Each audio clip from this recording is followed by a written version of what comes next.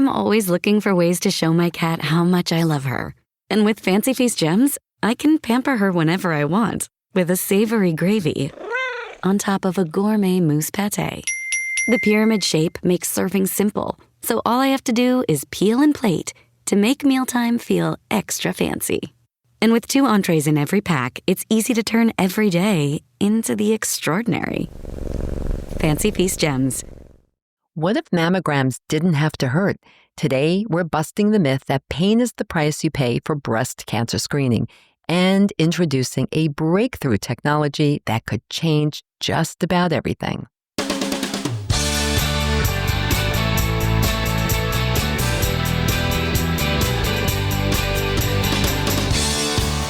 Hi, everyone. I'm Barbara, and this is Age Better.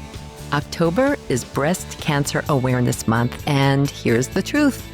Too many women avoid or delay mammograms because of one thing: pain. Traditional mammograms use up to 50 pounds of compression.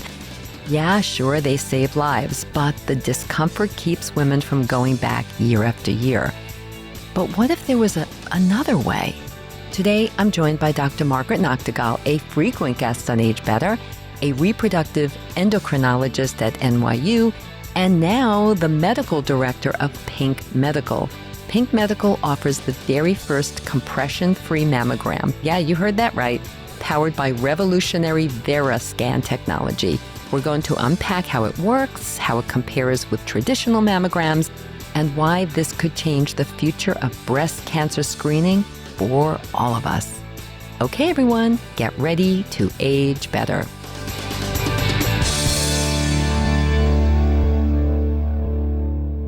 Hey, Dr. Margaret, welcome back to Age Better.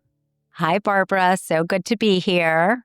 Oh, it's always so good to have you here, and we have a lot to talk about all the time. But today, we're focusing on one thing in particular. October is Breast Cancer Awareness Month, and so we want all of our listeners to really focus on the health of their breasts this month and every month, of course. But Absolutely. There is some new technology that I invited you to come here to talk about. So let's get started. One of the words I really want to bring up, because I think it's very connected to testing our breasts, with a mammogram, is pain and discomfort, right? Let's talk about that. That really can stop women from having a mammogram or a second mammogram. Talk to us about that. Well, I have to say, so first of all, I love that we're doing this for October because it is Breast Cancer Awareness Month. And I think that, just like you said, we should be aware of breast cancer all the time because the incidence of cancer in women for breast cancer is 1 in 8 women throughout their lifetime. That's a lot of people. And of course, it's always an advantage to catch a breast cancer early because breast cancer happens to be one of the best treated cancers of all the cancers. So if we can get it early, there's a very high likelihood that we're going to have an excellent survival. So I think it's really important that then we look at how are we going to pick this up? Because we have these amazing tools. We have mammogram, we have ultrasound, we have CAT scan, we have MRIs, we have a lot of different tools at our fingertips to be able to help women detect breast cancer as early as possible. And of course, in addition to breast exams and things like that. But we want to know about this early. And I think it's often very confusing for women because there are so many different guidelines, whether you're talking to the American Academy of OBGYNs or the United States Task Force. There's a lot of variability on exactly when you should start getting your mammogram and also how frequently, whether it should be annual or every other year. But I think everyone now agrees that by 40, you should have your first mammogram. And then either every year or every other year after that. And so that's why it's so important to talk about how are you going to get a mammogram. Fortunately, there are a lot of different vehicles and a lot of different places where people can go to get a mammogram. One of the obstacles, though, is that a lot of people find mammograms uncomfortable because compression is so important that you're compressing the breasts with these plates to be able to get your image. And for some people, that's not an obstacle and they'll just grin and bear it. But for about 20% of people, that's a reason why they don't want to follow up and don't want to get another mammogram. I kind of grew up in this world of, well, beauty takes pain. And so you kind of go about it as you have to have that pain. But I have recently learned about a new technology which actually doesn't have the pain. The way that the scan is done is you're lying flat onto a table, and the table has holes for the imaging modality to take place, and so there's no compression. And so this is a painless mammogram. That's really incredible. And I just have one question. Why did it take so long? You know, it's a great question. I think the reason it took so long is because what got modified is the technology to keep the radiation low. This technology was available, but it had a high radiation exposure, and now it's extremely low. The way that you can think about it is if you think about when the first telephone, the cellular phone came out. We had these enormous cell phones Yes, they were that humongous. You would have to carry, right? This giant thing. I carried one around. It was like carrying 3 laptops or more. And now we have this tiny little cell phone that you can do more than, imaginable, as much as you can do on your computer, you can do right on your phone. It's the same kind of thing. The technology has gotten so good that in 7 seconds per breast, you can get this incredible image with the radiation exposure that's the same as the mammogram that we're used to that has the compression. So I think it just took a long time to get the machinery where we could have this great image and the low radiation. And here we are. That's really incredible. And let's talk about the compression for a minute. Right. So I see here in my notes that a traditional mammography can use 25 to 50 pounds of compression. Right. And so, okay, so without that level of compression, are the images really comparable between the two? It's so interesting because so what's done in a traditional mammogram is the compression. So you're taking a 3D structure and you're mushing it so that you can get a 2D image. And the ones that are the 3D mammograms, they take multiple images, sometimes 2, sometimes 3, and combine it. And then the computer makes a 3D model of it. But it's still compressed. And so you can sometimes get artifact from having the breast be compressed in order to get that image. With this technology, it's a CAT scan and it's a 3-dimensional picture. So you're actually getting a 3-dimension.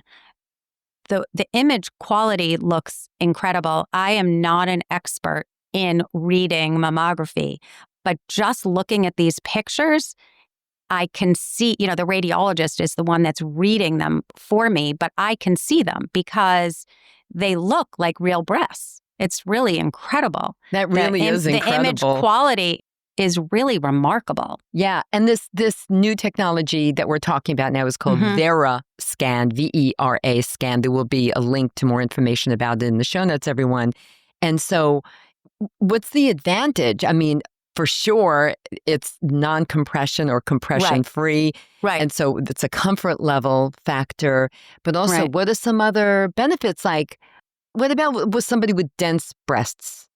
And dense breasts is probably the perfect person. Another person that would be really good is someone that has implants because, if you're trying to compress the implant, it doesn't compress well. So your image quality might not be as good and you might worry on a traditional mammogram that you might not be seeing behind it. And also with dense breasts, we've learned that with very dense breasts, it sometimes can obscure a mass or something that might be there. Where with this, where there's no compression, you're actually able to get a 3-dimensional image. so you can see the quality very nicely. So I think that's a big advantage. If you have somebody that has dense breasts, if you have someone that has previous implants, then it is, I think, a great tool And what for you about to be able to scarring, use. like, breast scarring? Same thing with right? the same thing, because you're not having the compression. So I think it's an ideal way.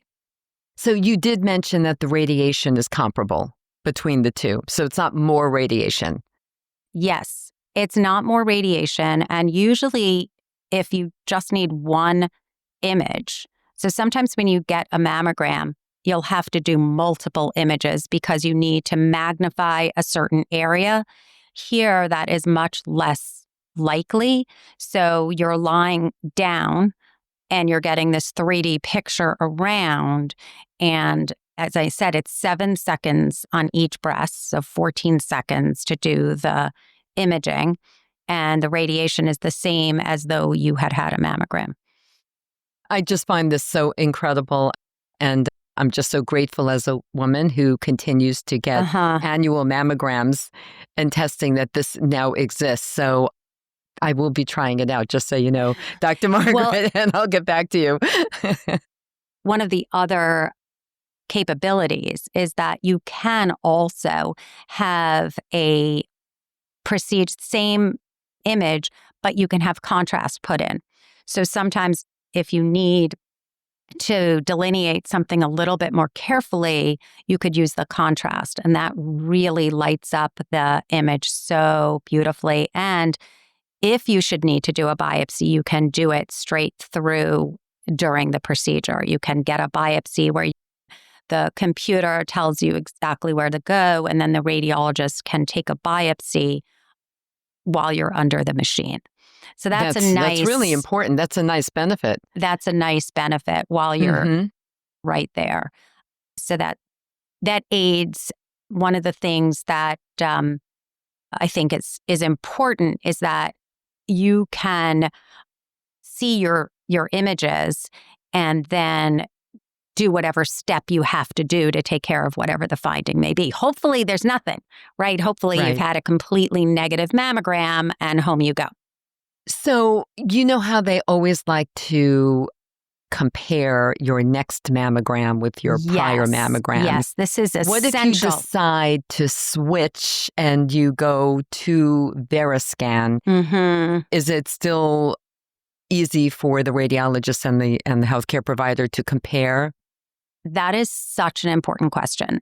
And I'm glad that you brought that up, because no matter where you go, whether you're having this type of mammogram or a regular mammogram or a 3D mammogram, whatever kind of mammogram you're having your previous films is so important.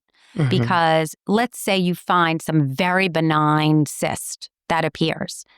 If you don't know whether that was there before or not, it's very hard to know what it is. And so having previous films is so critical, no matter where you're going.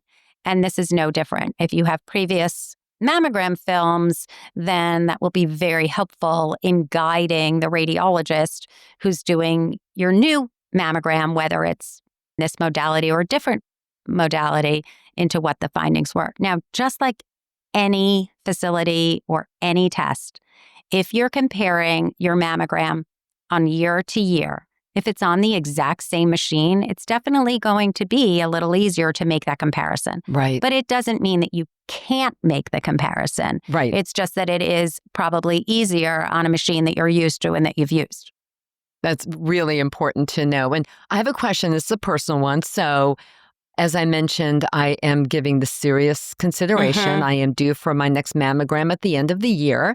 And normally, for the last easily 10 years, I've gotten a follow-up the same day, same appointment, but a follow-up ultrasound as well after my mammogram. So is this also something I would need to do, or does it depend? That is a great question.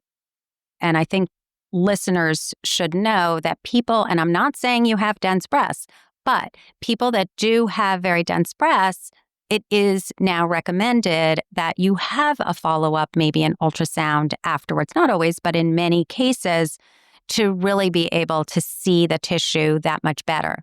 Mm-hmm. With this modality, I am learning from the radiologist that it is much less common to need the ultrasound, that because they're able to read so well, that they're much less likely to take that next step and recommend an ultrasound. Is that always the case? I don't think so.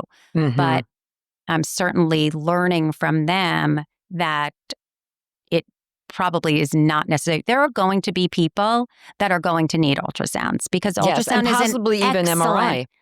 excellent technology. Mm-hmm. Excellent technology. Well, it's interesting about this compared with an MRI. This is also FDA approved technology and probably comparable to getting an MRI. This technology, I am told, is, and I have read several of the studies showing that it is more specific, meaning that you're less likely to need to do an unnecessary biopsy. MRI is so fantastic that it will pick up so many features, but there can be a higher likelihood that you might need to have a biopsy of something that's completely benign. Yes, Whereas I've heard a here- few cases of that with friends. And Mhm. here it's more specific so that if it does light up to look like you need a biopsy, it's more likely to actually need that biopsy. So that's one difference. An MRI is also more expensive to have Mhm. that done. But I think the gold standard and the absolute is still the MRI. Mhm. Mhm. Although we're Got not it. talking about the MRI, but I Yeah. do think it's important to factor that in. Yes. And although we don't know where this is going in the long run, the mammograms have been around for so long, those are the standard of care. Yes. Yes. Is there anyone who should stay with traditional compression mammograms and really shouldn't consider the Mhm. VeraScan modality? Well, that's a good question. Who is it not good for Who is it what not you're good for? asking me. And the people that it's not good for, someone that has difficulty lying flat on a table Mm-hmm. and you have to raise one arm, if that position is going to be really uncomfortable for you, or you can't, for instance, someone who has very bad scoliosis or kyphosis, then that's not a good person to, wouldn't be advised for that person if lying flat like that is not comfortable. Because realize that most people, when they're getting a compression mammogram, are standing for the procedure. So if Right. lying flat is not a good thing. The other thing is the way the table is set up. If you weigh more than 400 pounds, it's not advisable that you use this technology because the table itself is not set up for someone that weighs more than 400 pounds. So I would not advise those people to get this test. Okay. And that's a very small number, I think, relatively speaking. So, Well, I think it's important to know that there are people that aren't. And then I think the expense is a consideration. It is, in many cases, a little more expensive than a mammogram. In other places, it's not more expensive. mm-hmm. And availability. It's not available everywhere. It happens to be available here in New York City and some other cities throughout the country. But you want to get a scan where you can get a scan. I wouldn't want That's right. people That's to right. not get their mammograms. I want them to have a mammogram, be safe, and avoid having a later staged cancer. Exactly right. And we will have links to some more information so you could maybe even find one in your area, everyone. So check that out in the show notes. So beyond the physical comfort, as we've been discussing, Mhm. the compression-free aspect, which is super important. It Mhm. really is. How do you think it helps reduce the anxiety that we all experience when we're Yeah. getting our mammogram? I mean, it's kind of hard not to be anxious. You know what? Scan anxiety is a real thing. factor. I myself understand this. I have had many scans of all different kinds throughout my life. And I know that some people start the week before. The day before, I start imagining that everything is going to be wrong and that something terrible is going to get found, no matter what kind of a scan I'm doing. And it's not like it stays with you all year, but it usually starts a little bit before. I think that one is being comfortable with where you're doing your procedure, whether it's someone that, a radiologist that you know really well, the environment of the place is comfortable. I think these are such important things. And the other thing is just to be very honest with yourself that you are doing this so that you can find something as early as possible, hoping that the scan is going to be completely negative. But I think that is a real issue. And I think knowing that it's not going to be painful is really helpful. Knowing that the technology is excellent is helpful. Knowing that the radiologist is going to have these incredible images to be able to look at everything is really helpful. And then, although you didn't ask me this, but how do you reduce your stress for going into a scan? Everybody has their own way, whether it's a meditation class, whether it's breathing exercises, whether it's trying to fool yourself into thinking you're not really having the scan.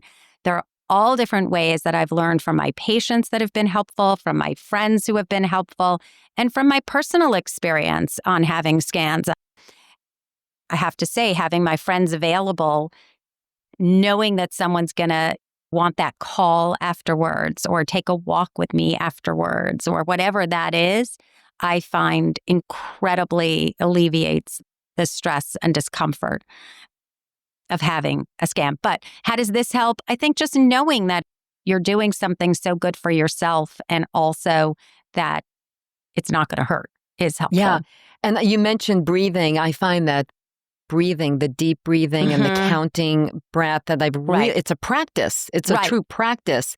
And I do it frequently. I mean, when I'm kind of encountering any kind of anxiety-inducing situation, including getting a scan or anything medical that can really make you nervous, I do find personally that really, really does help me a great deal. I think that's so helpful. Yeah. That's helpful for getting your blood. A lot of people have difficulty getting their heart rate comes down. Blood tests, right? Could be for any test that you have to do. It's so helpful. Yes. But I really do think, I want to come back to this for a moment. I really do think that anxiety of knowing what it's going to, the pain that you're going to have to feel by having a traditional compression mammogram, if that's alleviated, that really, I think, will decrease some of that anxiety. But I'll get back to you when I have it done. Let me know. And I also think just make, in my own office as well as these offices, I think that having the environment of where you're having your scan be as comfortable and comforting as possible is also really helpful. Yeah, so the environment, I think, is also very important. You're so right about that. So you're a reproductive endocrinologist, as my audience has heard many times over these past 3 years that you've been coming on the show regularly. So let's talk about how hormonal changes, I mean, I think we're talking about menopause and drops in estrogen. Right. How does that impact our breast health, our breast density? Like, what should we be aware of with this big change? Okay, the great question. So, as you know, I love hormones. That's why I went into reproductive endocrine, because I love the study of hormones and what it does both physically and emotionally to our bodies. And I always, whenever my patients will attest to this, whenever people say, do you think it could be hormonal? I was like, absolutely. It could definitely be hormonal. Let's check all the hormones. So my baseline is that it's probably, whatever it is hormonal. So what do the hormones do? Well, the breasts are made up of tissue that have a lot of receptors for estrogen. And so in menopause, estrogen levels actually go down. This is one time where actually the breasts get less dense and a little easier to look at. And even with hormone therapy, where you're adding some estrogen back, yes, it may continue to keep that density there, but overall, it's probably less than it was in a premenopausal individual. Now, what that means is that people that get their mammograms maybe on the earlier side, between 35 and 40, are bound to have more dense breast because they're younger, and the effects of that makes it a little harder sometimes to get great imaging. And that is something to think about.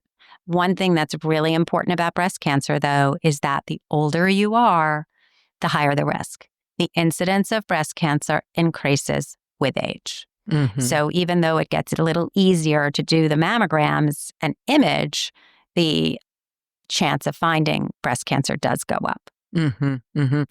Let's talk about genetic testing, a factor into, really personalizing breast health care. How does it connect to this? Is there a connection? Well, I think that's a very important question for a number of reasons. One, and I probably should have said this as we started, is that everyone has a different risk of developing breast cancer.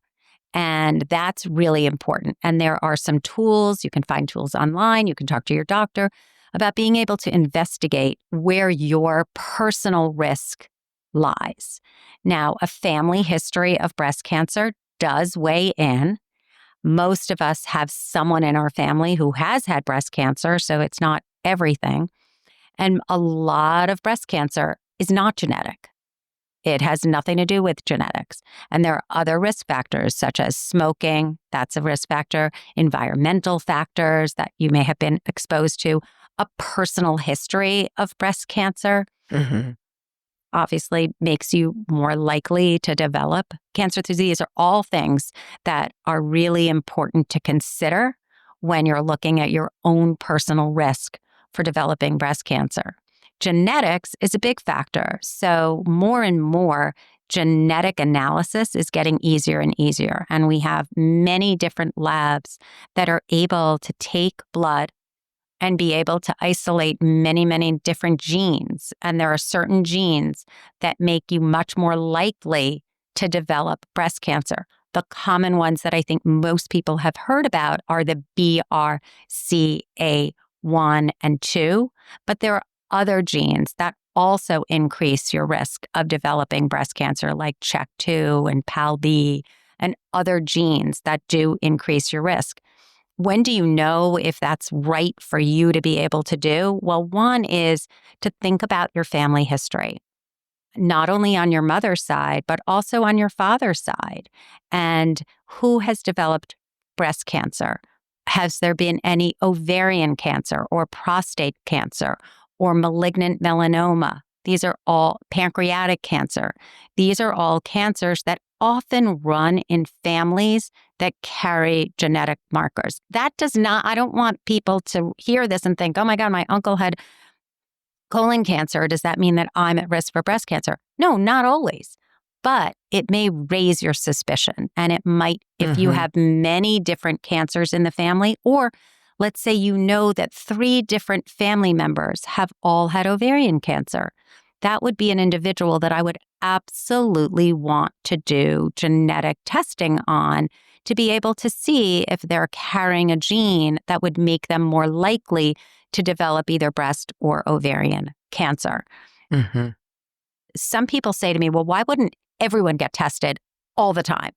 And I think one of the reasons is, one, I mean, that is a possibility. 2, is that you have to be ready to get those results. Because what are you going to do with them? Let's say you find out that you are a carrier for a BRC mutation that puts you at a higher risk of developing breast cancer. What will you do? Are you someone that's going to sit with that well, get more imaging, get screened more frequently? Are you someone that might want to get a prophylactic mastectomy? These are extremes, but should I meet with a medical oncologist? What should I do? And so I think before you get the testing is thinking about those scenarios, because some people don't want that information and some people want it. And so everybody is a little bit different. So as you said, it's a personal decision. It's a personal decision that can help you guide how you choose to get evaluated. Thank you for that. I think that was very important information for everyone to hear. Okay, good. So I'm really glad that we talked about that. Oh, good. And really glad. And okay, so what advice do you give to women in their 40s, 50s, 60s, and so on, just to kind of be proactive about the health of their breasts? What should we be doing? I mean, you mentioned Right. testing possibly, but be ready for it. Great advice. What else? Well, I think just overall health. Yes. Right. I think that staying healthy, we always talk about getting good nutrition, getting exercise, getting sleep, feeling well. I think these are all important. And then I think talking to your physician or your health care, whoever you go to for your health guidance, internist, all different care providers, I think is really helpful. I think taking your individual risk into consideration.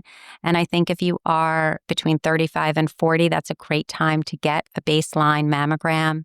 And then from 40 on, I personally do the annual exams for my patients, but some people do every other year, whatever you choose to do, just not forgetting to put that factor in with your overall health, colonoscopies and regular health assessments. Right. I like to group them together. I usually do it around my birthday. Oh, that's a good idea. All of that.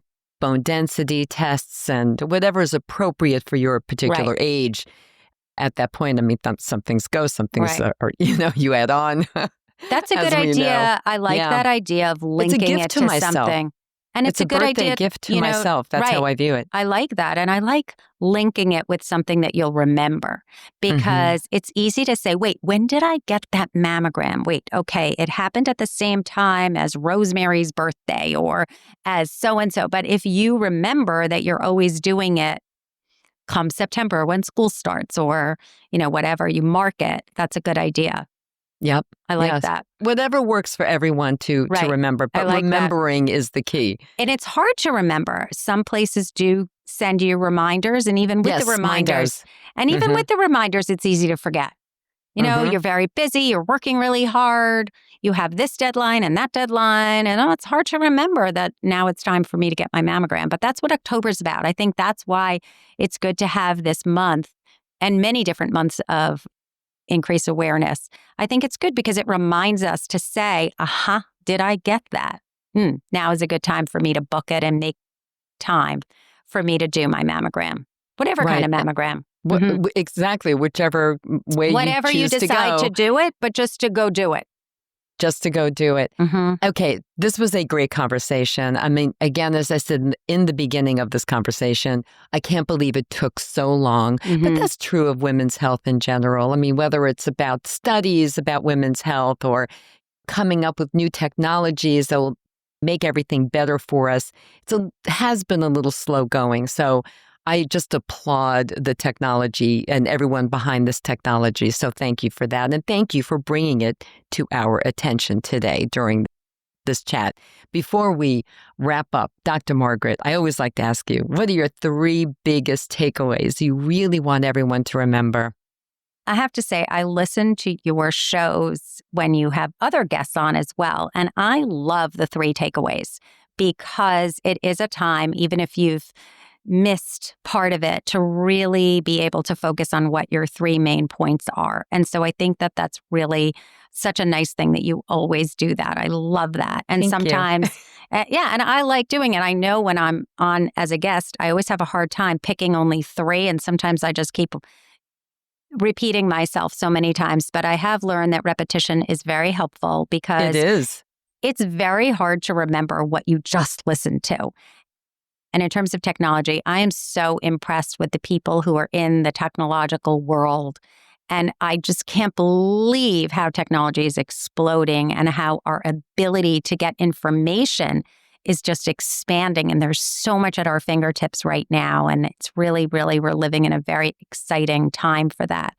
So I, too, am watching how healthcare is advancing. And I think it's ever so more important to remember the personal approach.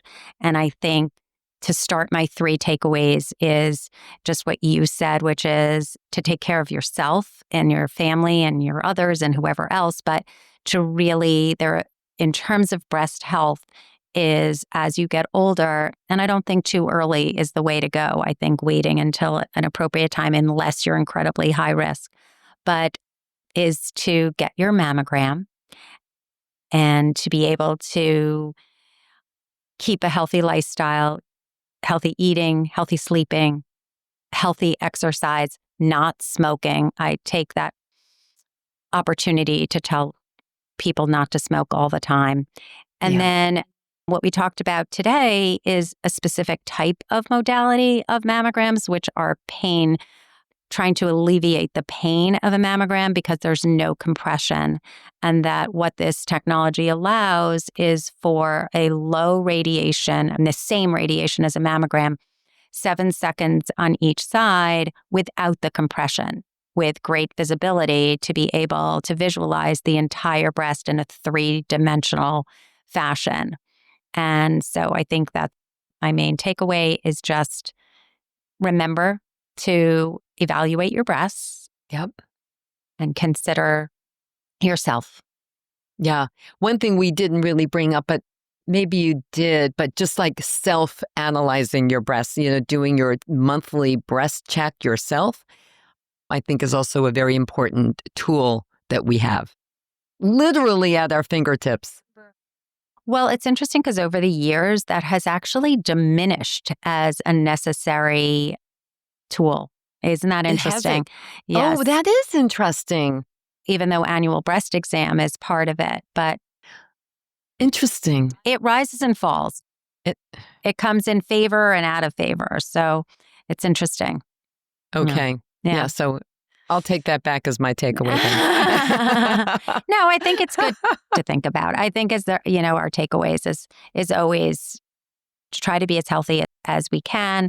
Don't be afraid to seek advice from medical sources and to get your mammogram. And just get your mammogram and also just listen to your body. And I think that's really what that kind of self-exam really does for me is like always kind of take a little deep dive into my own body. How are you feeling? What's that pain? Let's investigate a little bit more, like paying attention to what your body is saying. I think so. Dr. Margaret, you are just amazing. You're so sweet. Amazing. You're amazing. And it's actually been way too long since you've been on the show. So we have to have you back. I'll come back. Soon. I'll come back very soon. I'll come back very, very soon. I always like being here. Thank you very much for inviting me to come on again. And I will definitely be back very soon. We'll do something really fun. Yes, thank you. And thank you, everyone, for tuning in. Talk to you soon.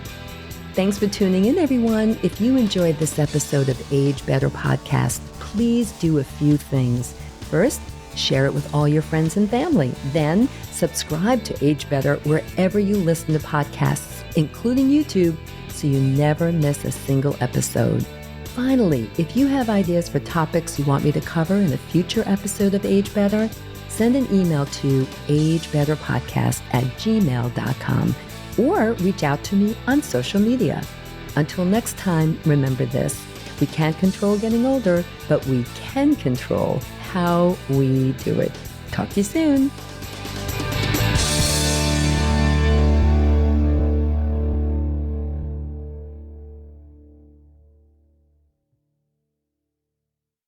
Age Better Podcast is a proud member of the Sound Advice Network. Sound Advice, women's voices amplified.